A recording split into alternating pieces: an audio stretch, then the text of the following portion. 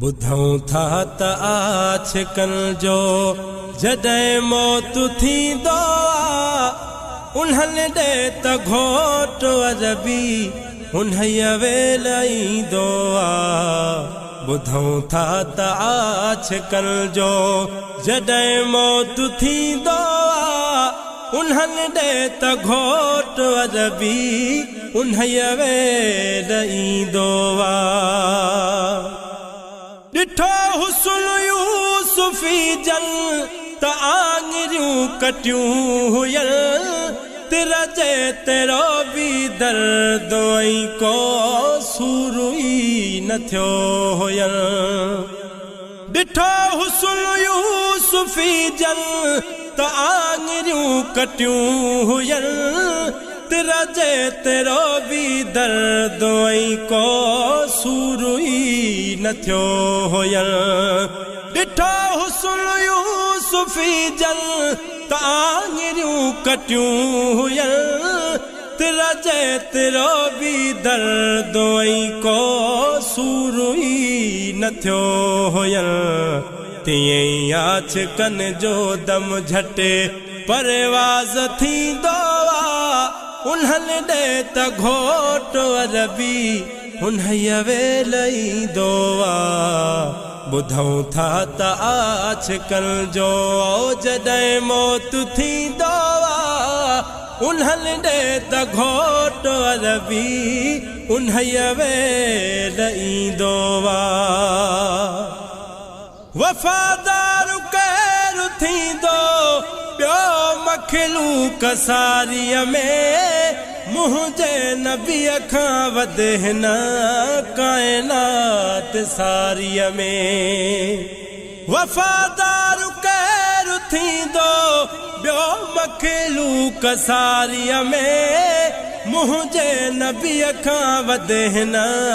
काइनात सारीअ में दुखनि में न ढोलण कंहिंखे अकेलो छॾींदो उन्हनि ॾे त घोट अरबी उन्हीअ वेल ईंदो बुधऊं था त आछकन जो जॾहिं मौत थींदो उन्हनि ॾे त घोट अरबी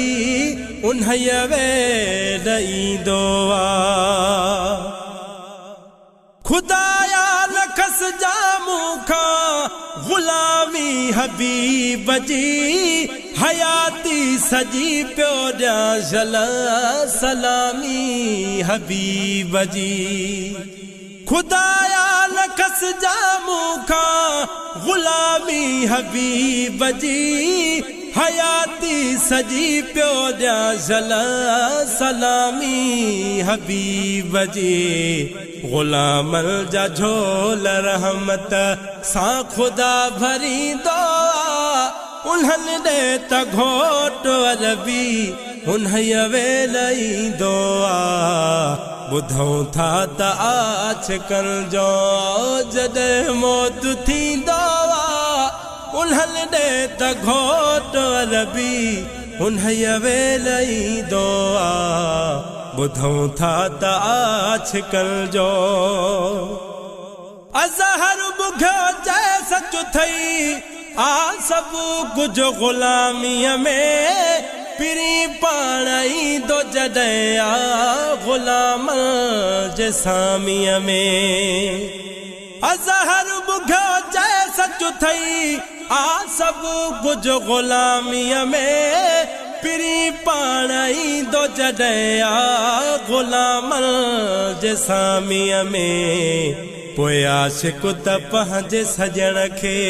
ॾिसण सां सुञाणींदो उन्हनि ॾे त घोट अरबी